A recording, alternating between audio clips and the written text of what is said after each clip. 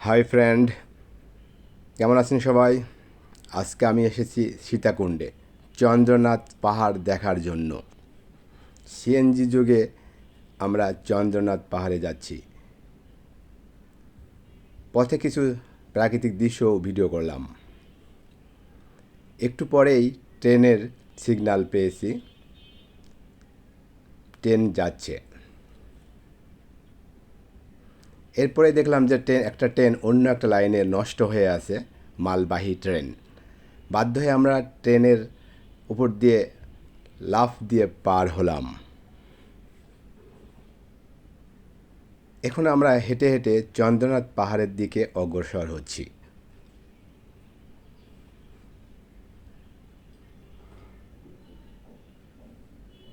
অনেকে লাঠি নিয়েছে ট্রেকিংয়ের জন্য। আমি কিন্তু কোনো লাঠি নেই নাই, কারণ আমার লাঠির কোনো প্রয়োজন হবে না আশা করি। এই লাঠিটা 40 টাকা দিয়ে কিনতে হয় বা 30 টাকা দিয়ে কিনতে হয়, পরে ফেরত দিলে 30 টাকা বা 20 টাকা ফেরত দেয়, বাকি 10 টাকা তাদের লাভের জন্য রেখে দেয়।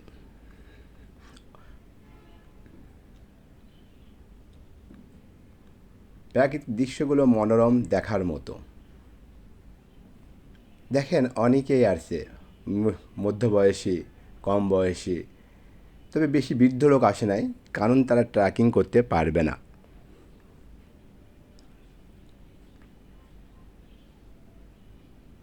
মহিলাও আছে, অনেক মহিলাকেও দেখা যায় ট্রেকিংয়ের জন্য। বিশেষ করে যারা হিন্দু সম্প্রদায়, যাদের কাছে চন্দ্রনাথ মন্দিরটা তাদের খুব পবিত্র। দেখেন, এখানে পূজা সামগ্রীর জন্য অনেক কিছুই আছে, যা হিন্দু সম্প্রদায়েরা কিনে নিয়ে ওখানে পাহাড়ে গিয়ে পূজা দেয়। এবং পাশাপাশি কিছু খাবারও আছে।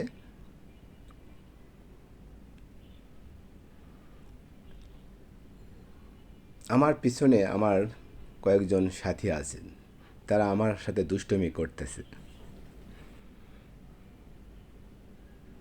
পিছনে যে ভাইটাকে দেখতে পাচ্ছেন এবং ভাবি, ওনারা খুব ভালো মানুষ। ওনাদের সাথে কথা বলে খুব ভালো লাগছে এবং বন্ধুর মতো আচরণ করছে সবাই। আমার দাদা ছবি উঠাচ্ছে পিছনে।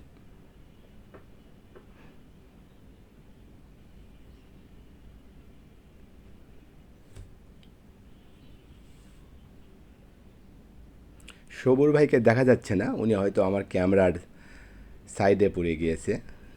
যাই হোক, আমরা এখন ট্রেকিং করে পাহাড়ের দিকে এগোচ্ছি। এখন বেশ গরমও পড়েছে, বৃষ্টির পরে বেশ গরম পড়েছে। আমরা সবাই মোটামুটি ভালোভাবেই ঘামছি। ট্রেকিং তো এমনি কষ্টের, তারপরে আবার গরম, স্বাভাবিক কারণেই সবার একটু কষ্টই হচ্ছে, যদিও এটা প্রাথমিক পর্যায়ে।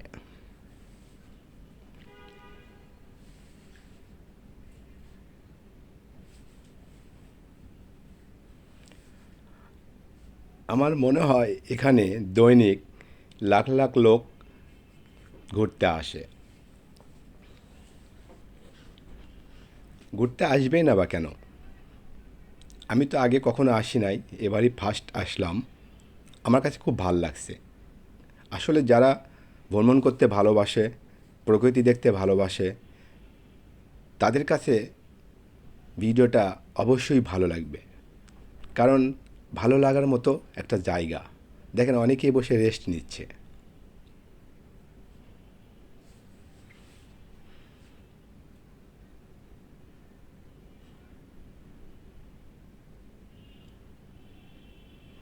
এই ট্রেকিংটা মোটামুটি 1.5 থেকে 2 ঘন্টা বা তার বেশিও করতে হতে পারে। অনেকের ক্ষেত্রে একটু বেশিও লাগতে পারে, যারা একটু ট্রেকিং করে এবং একটু পরে রেস্ট নেয় আবার ট্রেকিং করে, তাদের জন্য আরও বেশি সময় লাগে। এই যে দেখেন, এখানে এখানে কিন্তু পূজা সামগ্রী রয়েছে, বিভিন্ন ধরনের পূজা সামগ্রী রয়েছে এখানে। পাশাপাশি কিন্তু কিছু খাবার আইটেম রয়েছে, যেমন ধরেন আচার, বিস্কিট, কেক, বন, এই টাইপের কিছু চানাচুর।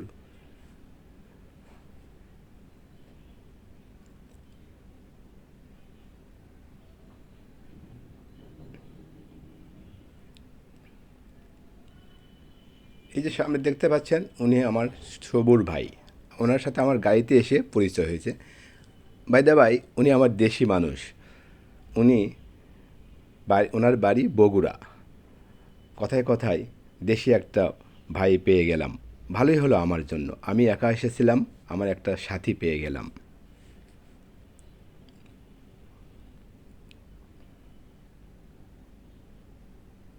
দেখেন সাইড সিনগুলো কত সুন্দর।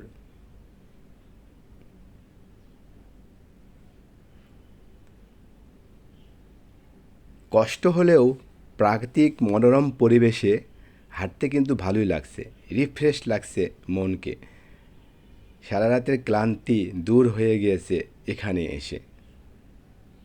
আসলে যারা ভ্রমণ করে বা প্রকৃতিপ্রেমী বা ভ্রমণ ভালোবাসে, তাদের কাছে জার্নির ক্লান্তিটা কোনো ব্যাপার না।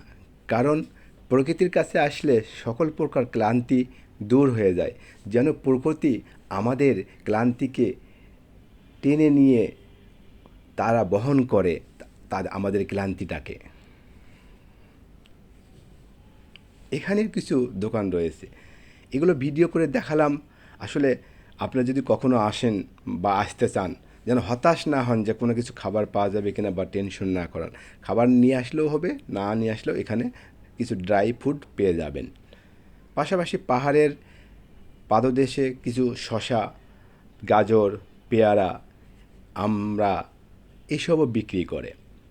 হয়তো একটু দাম বেশি নেয়, স্বাভাবিক এটাই। কারণ তারা তো অনেক কষ্ট করে, অনেক উপরে ওঠে, ট্রাকিং করে খাবারগুলো নিয়ে যায়। এই জন্য একটু 2-4 টাকা বেশি নিতেই পারে, এটা আমাদের মেনে নিতেই হবে। এই যে ভাইয়ারা লাঠি নিয়ে সবাই উঠছে, দেখেন এখানে কাদা, এই কাদার সাইড দিয়ে চলে যেতে হচ্ছে। বাইদা বাই যদি কোনো সময় পা পিছলে পড়ে যায় তাহলে কিন্তু অনেক নিচে যেয়ে পড়তে হবে। ঝর্ণা, ছোট্ট একটা ঝর্ণা আছে এখানে, যদিও পানি কম।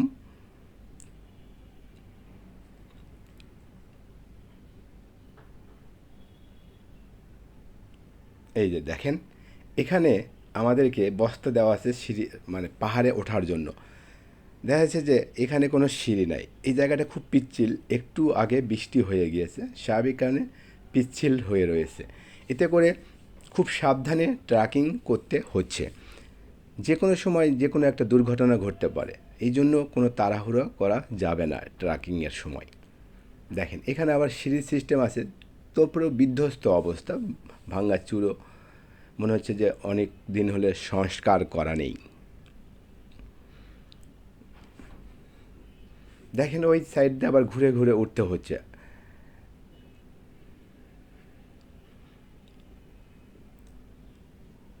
শত কষ্টের মাঝেও প্রকৃতির দিকে তাকালে, আকাশের দিকে তাকালে সব প্রকার কষ্ট দূর হয়ে যায়, ক্লান্তি দূর হয়ে যায়, মন ভালো হয়ে যায়। মনে হয় যে আবার বারে বারে ফিরে আসি, ফিরে যাই প্রকৃতির দিকে। দেখেন রাস্তাগুলো কী অবস্থা। এই যে সিঁড়ি প্লাস বস্তা দেওয়া আছে, এভাবে আমাদেরকে ট্রেকিং করে উপরে উঠতে হয়। শুধু আমাদের না, যারা আপনারা আসবেন সবাইকেই সেম এই পর্যায়ে ট্রেকিং করে উঠতে হবে।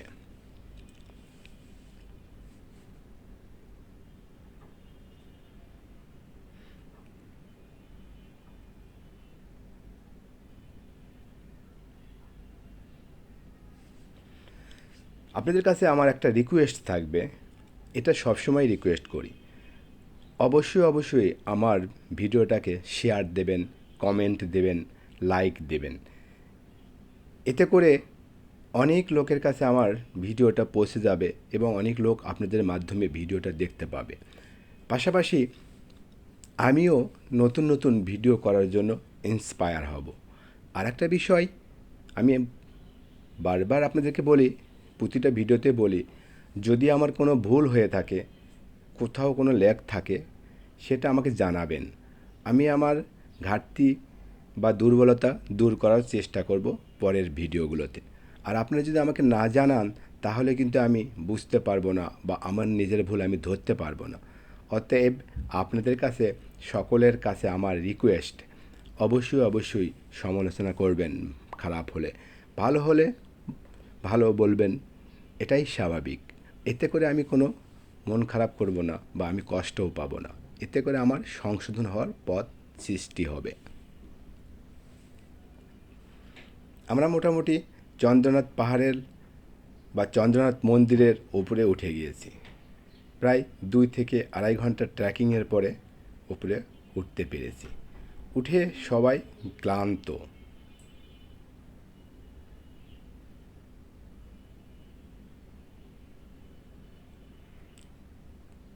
বৃষ্টি হচ্ছিল, সেজন্য ঠিক ভালোভাবে ভিডিওটা করতেও পারিনি। ক্যামেরা ও বাইকরা সমস্যা হচ্ছিল পানির ভিতরে।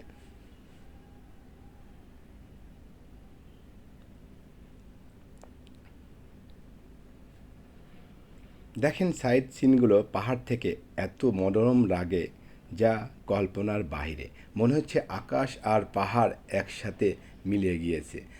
মনে হয় আমরা এখন যে কোনো সময় হাত দিয়ে আকাশটাকে ধরতে পারবো। আপনাদের কি তাই মনে হচ্ছে না? আপনাদের কি এখন মনে হচ্ছে যে আমাদের যাওয়া উচিত ঘুরতে? হ্যাঁ ভাই, আপনারা চেষ্টা করবেন সবাই পারতপক্ষে একবার হলেও ঘুরে যাওয়ার জন্য। এই মন্দির, এটা হিন্দুদের তীর্থস্থান এবং পবিত্র জায়গা। এখানে এসে দেখি অনেক হিন্দু আসছে এবং পূজা করছে। আমার সাথে একজন হিন্দু দাদাও ছিল, উনি খুব ভালো মানুষ। উনি আমার নাম্বারও নিয়েছে এবং আমার খোঁজ খবরও নেয়। খুব ভাল লাগলো ওনার ব্যবহার। দেখেন কত মনোরম সুন্দর প্রাকৃতিক দৃশ্য, যা কল্পনাও করা যায় না। এটা কল্পনার বাইরেও, বাস্তব না দেখলে বোঝা যেত না এত সুন্দর হয় আল্লাহর সৃষ্টি। আল্লাহ সত্যই মহান। আজ এখানেই শেষ করছি। আশা করি নতুন পর্ব নিয়ে, নতুন কোনো এক ভিডিও নিয়ে আপনাদের সাথে দেখা হবে। আসসালামু আলাইকুম।